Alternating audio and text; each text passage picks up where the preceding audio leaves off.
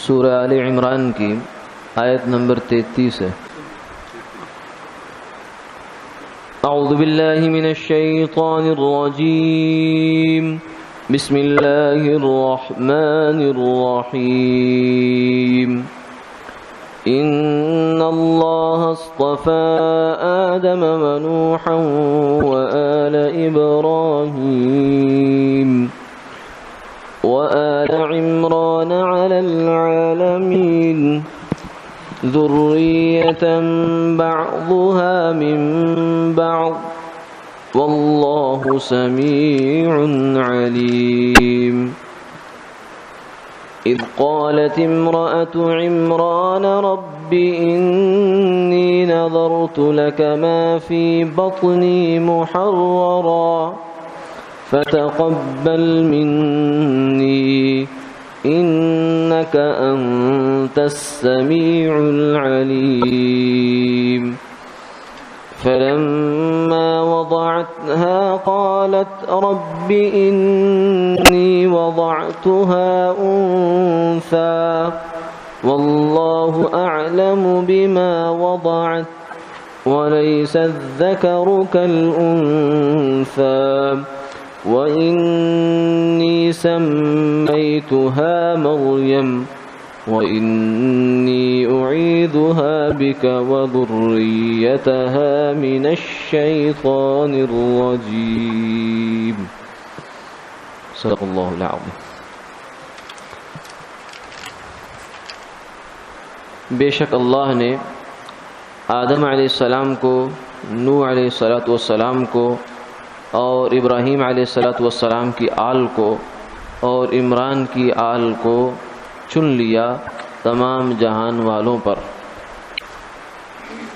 ان میں سے بعض کی ذریت ہیں اور اللہ سننے والے ہیں، جاننے والے ہیں۔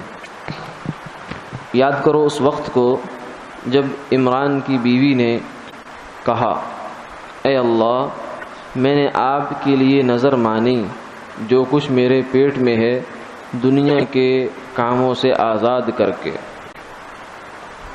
آپ قبول کر لیجئے میری جانب سے، بے شک آپ سننے والے ہیں، جاننے والے ہیں۔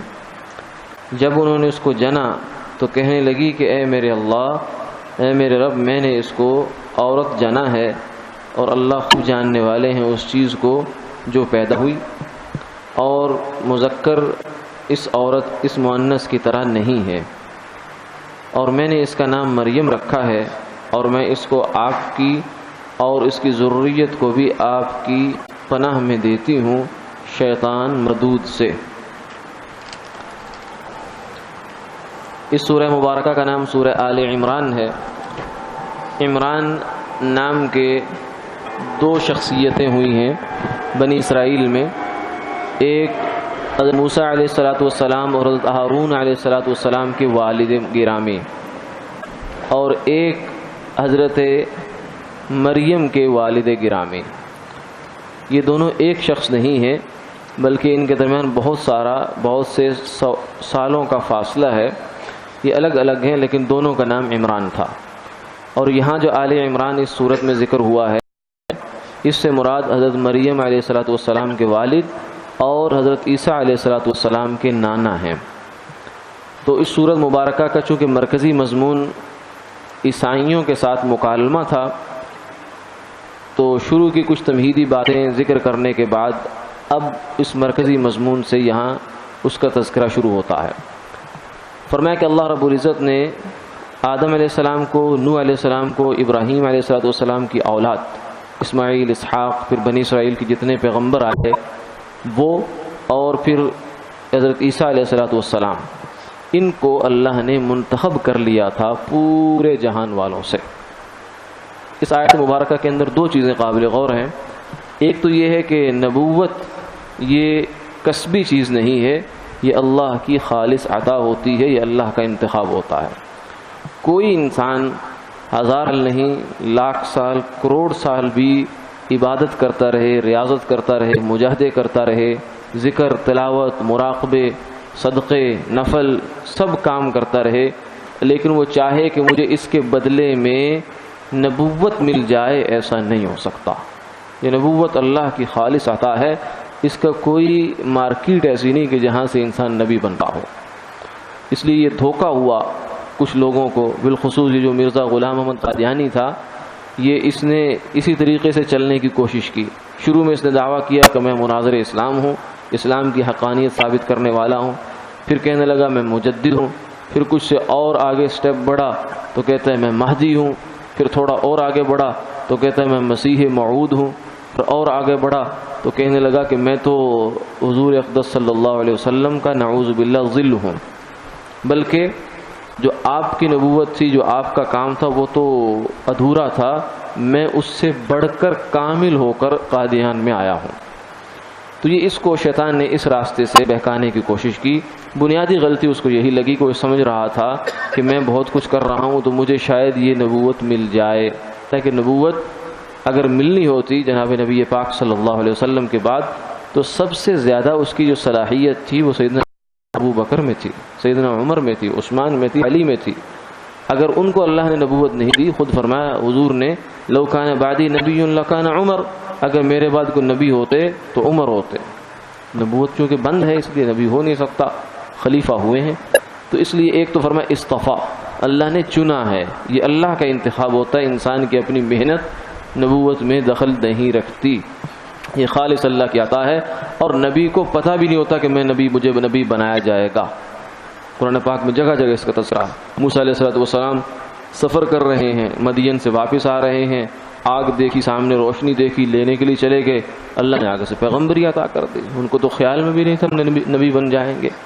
ہاں اللہ ان کی حفاظت ضرور کرتے ہیں کہ نبی شروع سے لے کر بالغ ہونے سے لے کر بچپن سے ہی نبی معصوم ہوا کرتے ہیں، اللہ ان کے دامن پر کوئی ایسا داغ نہیں چھوڑتے جو کل کو ان کے اوپر کوئی انگلی اٹھا سکے انسان، اور یہ اللہ کا انتخاب ہے۔ دوسری چیز یہ ہے علی العالمین کہ اللہ رب العزت نے ان لوگوں کو تمام جہان والوں پر فضیلت دی۔ اس سے دوسری بات یہ معلوم ہوتی ہے کہ نبی جو ہوا کرتے ہیں وہ انسانیت کے سب سے اعلیٰ جو ایک مرتبہ ہو سکتا ہے اس پر فائز ہوا کرتے ہیں، وہ عام انسان نہیں ہوا کرتے، وہ انسانیت کا مکھن اور خلاصہ ہوا کرتے ہیں۔ آگے فرمایا ذریۃ بعضھا من بعض، اس تمام کے تمام انبیاء علیہ السلام تھے انسان، ایک دوسرے کی نسل تھے، آدم علیہ السلام کے اولاد میں تھے، ابراہیم تھے، پھر ان کی آگے اولاد میں تھے انسان ہی، بشر تھے، لیکن فرمایا کہ جیسے پتھر، تو یاقوت بھی ایک پتھر ہی ہے لیکن وہ عام پتھروں جیسا نہیں ہے، تو نبی بھی انسان ہوتے ہیں لیکن عام انسانوں جیسے نہیں ہوا کرتے۔